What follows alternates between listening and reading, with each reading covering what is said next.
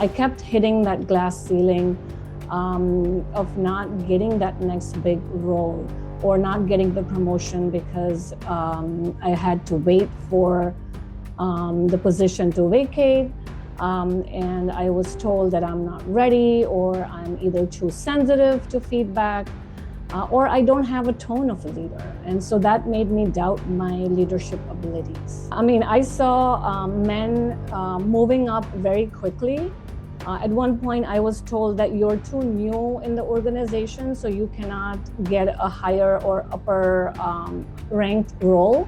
But I saw men moving too quickly into upper and higher positions and being offered more high visibility roles, high risk roles, whereas women, or me, we kind of stayed in some of the roles that are kind of stereotyped to be women-oriented occupations, or, that were not that high visibility projects. Welcome to Women and Work, the show where we take an inside look at how women are overcoming our own unique challenges as we grow our careers or build a business while nurturing relationships and family. I'm Diane Mocha, founder and CEO of MomSub, the childcare app that connects you to a substitute mom. And I want you to know that work can fit your life. Each week, we meet a woman who has done that. Today, I'm with Falguni Shah. She is a professor at Adler University, teaching organizational leadership. She is a licensed therapist who has worked in the healthcare field for 20 years, including executive roles. She's on a mission to help employers bring out the true potential of women on their teams, which led to her to write a book on a framework for advancing fair opportunities for women in the workplace called From Gaslighting to Truthlighting. Thanks for being here, Falguni. You're welcome. And we had to make some adjustments today, as we do a lot of times in the world, right? Executives know that, sometimes when weather prohibits someone from coming into the studio, we make it work on video. It's a wonderful thing. And, this is a little tiny challenge, but I'm sure you face challenges in your career, and many of them may have been because you were a woman. I wonder what you think was the biggest challenge you faced, specifically because you were a woman. That's a great question. So recently, just before COVID in 2019, I've been working at this position in a quality and compliance role for about 3 years. And now I was ready for the next big role and the next big jump. And I kept hitting roadblocks. I kept interviewing for positions. Every year, I exceed expectations year after year, demonstrating high performance, taking new initiatives, taking new projects, increasing my credibility in terms of getting certifications, trainings, and continue to be a star performer. But I kept hitting that glass ceiling of not getting that next big role or not getting the promotion because I had to wait for the position to vacate. And I was told that I'm not ready, or I'm either too sensitive to feedback, or I don't have a tone of a leader. And so that made me doubt my leadership abilities. Wow, you were told you were too sensitive. I wonder if that was a Mhm. euphemism for we want a man. Yeah, yeah. Did you see men in your organization moving up into either roles that you thought you were suited for and didn't move into, or roles that you thought, like, well, doesn't have all these other things that they're saying that I need for me to move up? Mhm. Yeah, I mean, I saw men moving up very quickly. At one point, I was told that you're too new in the organization, so you cannot get a higher or upper ranked role. But I saw men moving too quickly into upper and higher positions and being offered more high visibility roles, high risk roles, whereas women, or me, we kind of stayed in some of the roles that are kind of stereotyped to be women-oriented occupations, or that were not that high visibility projects. So when did you realize this isn't a problem with me? This is a problem with my organization and maybe the workplace in general and society at large. And what did you do about it? Yeah. So I observed the same incidences with other women in my team. I've been in workforce for 20 some years, and I've heard this happen to other women. I've seen it myself. And I've seen that too many high performing people are questioning their own self worth or self doubt because of subtle but powerful, what I call workplace gaslighting. Mm. And so I decided to, obviously, like many others, right? I'm thinking that maybe I need an MBA or maybe I need to advance my skills. And so I did a PhD in organizational leadership.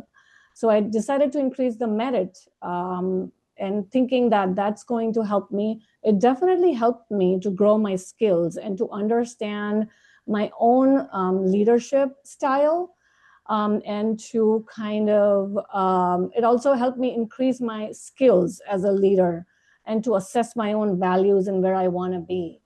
I also decided that I want to interview women to kind of get that validation, right? Like, am I the only one, or there are others who are having the same experiences?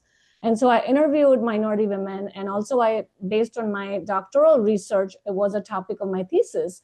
And so as I researched more and more, I found this as a very common phenomena, and that many women experience significant pay gaps and disparities in promotions and recognitions and rewards. So I decided to write a book to bring those voices forward. And I interviewed a number of women and included those voices and the successes and failures as learning lessons in my book. That's a big decision. And, you know, it's one thing to really go out there and research this and validate that it's not just me and even understand that there's a bigger societal problem. But then to take that leap to write a book, finish a book, publish a book is a big step. And to put your thoughts out there, not knowing how that would impact your career. Why Mm-hmm. did you do that? Did you feel it was a risk, and how has it paid off, both good and bad? Yeah, it took a lot of courage. And I certainly think that it could be perceived as a risk. But I think that it has a lot of benefits. So obviously the benefits outweigh the risk. And it has a little bit of everything for everyone who is working in corporate America. It brings out the voices of women. It has perceptions and what realities are of these minority women in mid-level management as they are navigating the corporate bureaucracies and politicking, at least trying to be politicking and influencing to get that next best role. It has strategies for managers to understand and be able to better support these women. It has strategies for leaders in terms of behaviors that can help create that culture where everybody feels valued, everybody feels safe, and there is a culture where there's clarity and there's trust. So is this something that you aspired to do? Like back when you were younger, thought someday I'm going to write a book, I want to get my thoughts out there. What were the things that you were thinking when you were younger? Is this the career that you went into that you wanted to, or did you do some of the things in your career because you were supposed to, or because others expected it of you? Yeah, that's a wonderful question. And it helps me tap into my leadership journey. And you're absolutely right. When I was younger, when I finished college and then I did my bachelor's in medicine in Mumbai, India, and I was thinking back in the day, women, got education to get a good match, to get a good husband. For me, I thought, I don't want to live that stereotypical life, to just get married, have children. I wanted to be independent.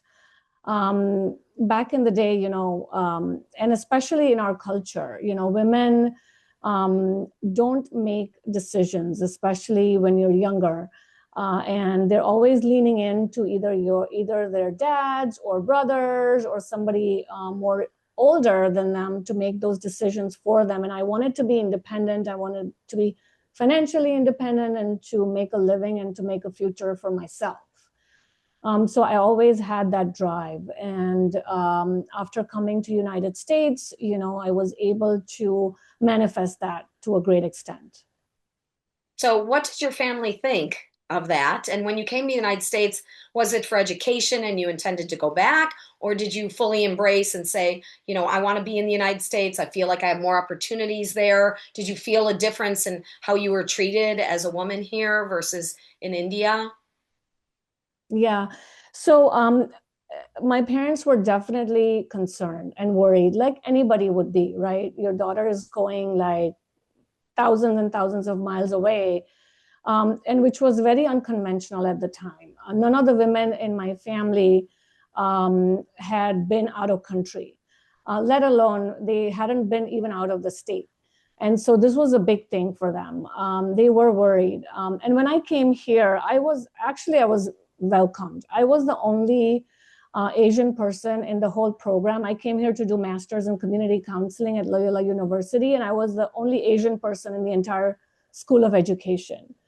But I was welcome. I was supported, throughout the education.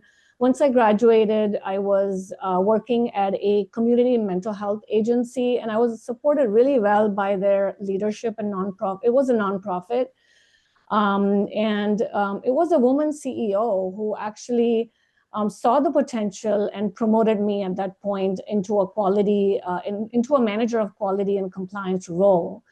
And so, it was until I worked for an organization that was predominantly white, and predominantly white male in the leadership position was when I started hitting the roadblocks. Hmm. And did you recognize it at first, or, were you feeling like it must be me? They're telling me it's me. Is that kind of the whole point of the book? They're gaslighting me, but you don't know you're being gaslit until, you Yeah. reflect on it in the future. And some people don't ever figure it out. Yeah, I did struggle. I struggled to with the same thing. Is it just me? And it didn't make sense because throughout, up until that point, throughout my career, I was excelling. I had those skills of making decisions. I had those skills of taking new projects, new initiatives, and delivering all of the deliverables. And so I was really shocked and confused and frustrated and all of the above. And that's when I thought, okay, I need to do some more research, talk to more women, and see, what is it that I need to do. And as I was doing research, it stated that there were four main reasons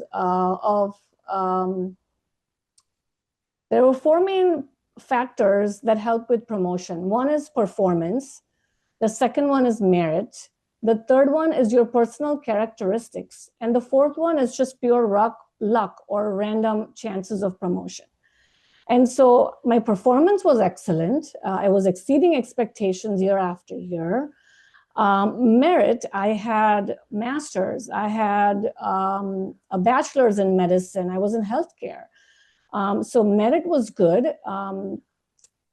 The third one was personal characteristics, right? And so that made me wonder, and look more into it. And I realized that people naturally gravitate towards people who look like them. And there is this tendency to form in groups. And those that are out group that don't really look like them have a little disadvantage in terms of culturally getting to know everybody, culturally building relationships. And so to give you an example, when there were happy hours, I either had to come home and take care of the family, or, I didn't drink, or they were doing an activity that I didn't like, but there was never an effort to say, okay, how can we broaden the scope of these happy hours beyond just drinking? Can we do a different type of activity like bowling or things that other people can participate? And it was not just me, it was people from other cultures who were also minority didn't participate in these activities. So going back to that, like in group, out group, I quickly realized that that plays a big role in who is selected for the next big role, or who is selected for succession planning. Mm-hmm. You talk about sometimes you had to come home and take care of family. I know Mhm. you don't have any children, but I want to know if you do have caregiver responsibilities in other ways, and what are your connections to family that may have impacted your career in ways that it kept you from participating even socially, or sometimes those informal bonds form that help people get to that next role. Yeah. Well, I lived with my grandmother, who was 70, I believe 70 or 75 at the time. And I wanted to come home and help her cook and clean and do all of those things. And so, yeah, and during COVID, you talk about caregiving, and I see that women, what is called, have double duty. So they have the duty of like cooking and cleaning and taking care. And during COVID, a lot of women dropped out of work roles because of those double duty or those caregiving responsibility that they have at home, either be it children or they had caregiving responsibilities. So that certainly did play a factor. Hmm.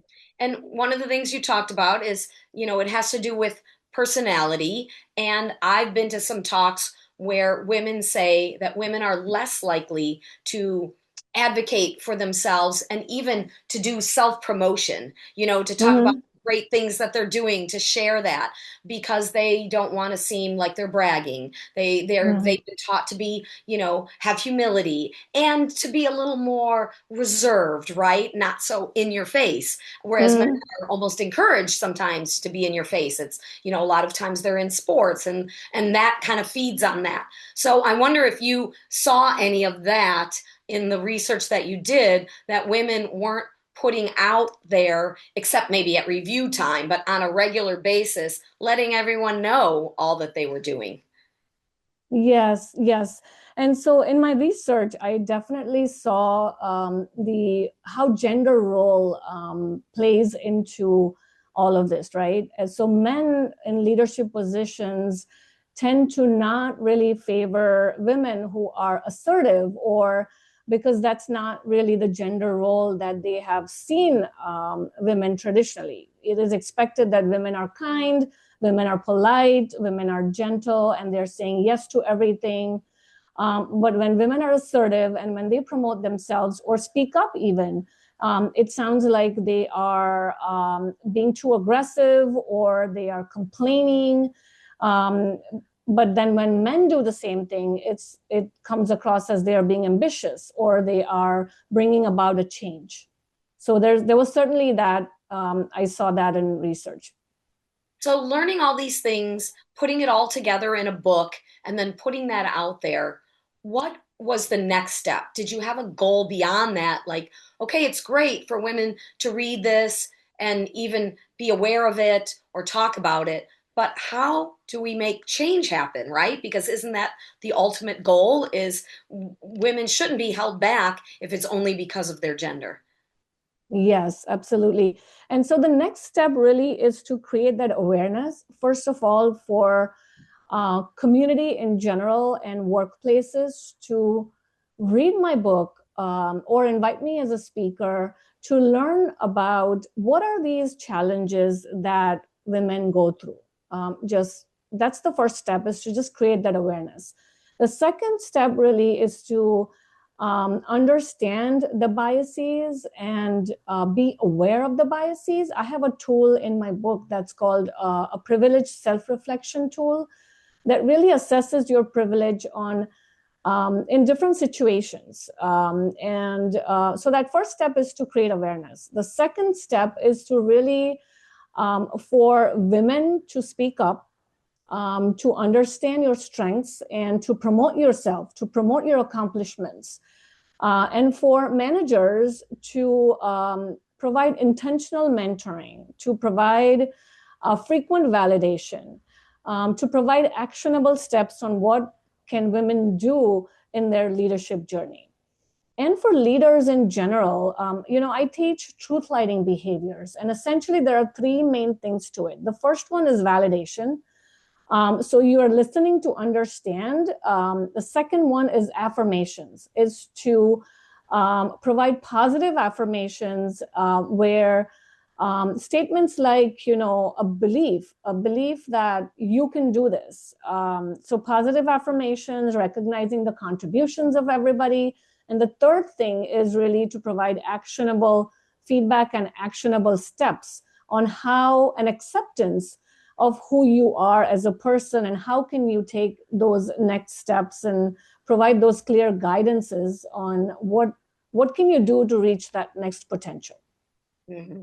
And you go into workplaces to educate the leaders in the workplace, whether they're women or men, especially men, because they might not recognize. And I would imagine that it's oftentimes better if they see it as a win-win situation. While we all want to do what's best for others, most people inherently want to do what's best for themselves. So if they're like, well, that's really nice to make sure women are supported and have all this in the workplace, but I got numbers to hit, I got a department to run. And so recognizing that losing talent among women because you're not creating an environment where they're welcomed and promoted, or just not getting the full potential of them in the workplace is a loss for the organization, for the leader. And so how do you frame it as a win-win when you're going into organizations and not just speaking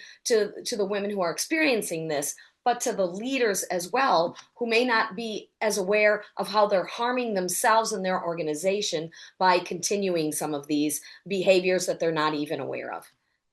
Yes, and it is just that you mentioned. It's the understanding that diverse workforce is a reality. It's not going to change.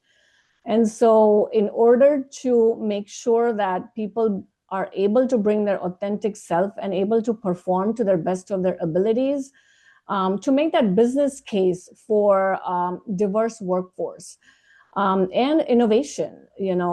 Diversity brings creativity and innovation. And in this generation where now workplaces are shifting towards artificial intelligence, that is just a reality. And my goal is for them to accept that and provide them research to be able to understand the importance and the business case of it, and give them some positive outcomes out of it. But I do see that when I go for speaking, I do see lack of leadership attendance, and that's in general. Like, you rarely see leaders at these events, which are employee resource group led events or speaking engagements which are geared towards promoting workplace culture. So it's kind of what do you say? What's a good word for it? Um, you don't really see leaders at such events where they really need to be seen.